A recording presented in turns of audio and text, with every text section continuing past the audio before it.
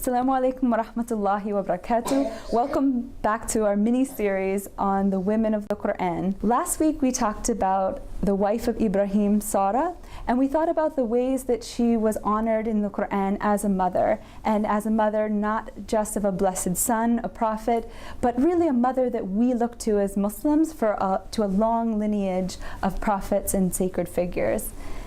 We also looked last week at a woman who again made some bad choices but eventually realized the truth of the affair and came clean and admitted her guilt and repented.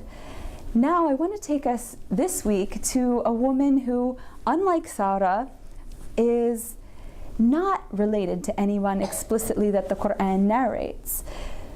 Can you think about who this woman might be? Bilkis, the queen of Seba. In the Quran, she's not mentioned as related to any other figure, so she's unique in that way. And she's a woman who is at the helm of a political entity. And there's many things that could be recounted about her life and her merits. The Quran certainly devotes a long section in talking about her encounter with Prophet Celene alayhi salam. What I want to draw out for us today is the way in which she was affirmative and she took a line of decision and she stayed with it, even when the people around her were telling her to do an entirely opposite thing. I think this is valuable life advice, not only for our lives, maybe as women, when society is perhaps giving us all of these messages about what a woman should look like, what a woman should wear, how a woman should speak and act. And we're challenged, I know many of us as women in this particular society, to articulate what our Islamic values are and how we're going to chart that course. I also think in the Queen of Sheba, Bilkis, Malikat Saba, that you have an example of a woman who, when she saw Allah putting signs in her path, she was able to realize that these are not just coincidences. And she was able to really understand deep within herself that what she had worshipped previously was false and that it wouldn't give her any sense of security or any benefits in the end. So she gave up her material throne for the worship of the throne of Allah subhanahu wa ta'ala. And so many times in our lives we're called to do this, especially in this society, to be able to put aside materialism and to focus our worship on Allah subhanahu wa ta'ala. May we be more like the Queen of Sheba, who recognizes that she was deeply engrossed in materialism and moves forward. May we be like the Queen of Sheba in that she was decisive, and when she knew the truth of the affair, she was able to chart her course. The second woman I wanted to bring to you for today, may Allah be pleased with her, Maryam alayhi salam. I mean, what more do I need to say?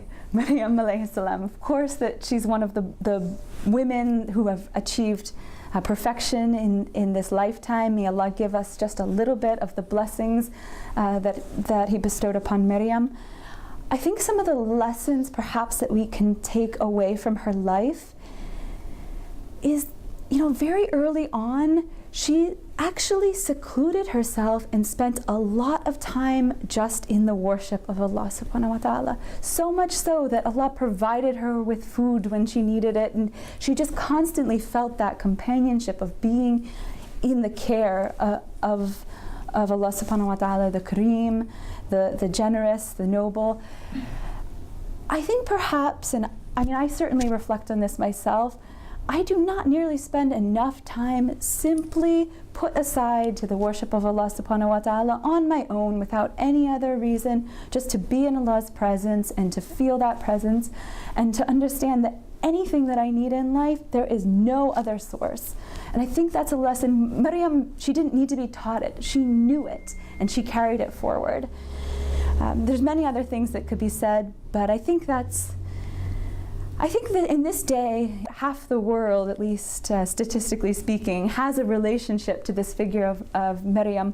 We really see how Allah has elevated, not only the prophets, but these holy women figures who are absolutely central to the Islamic message.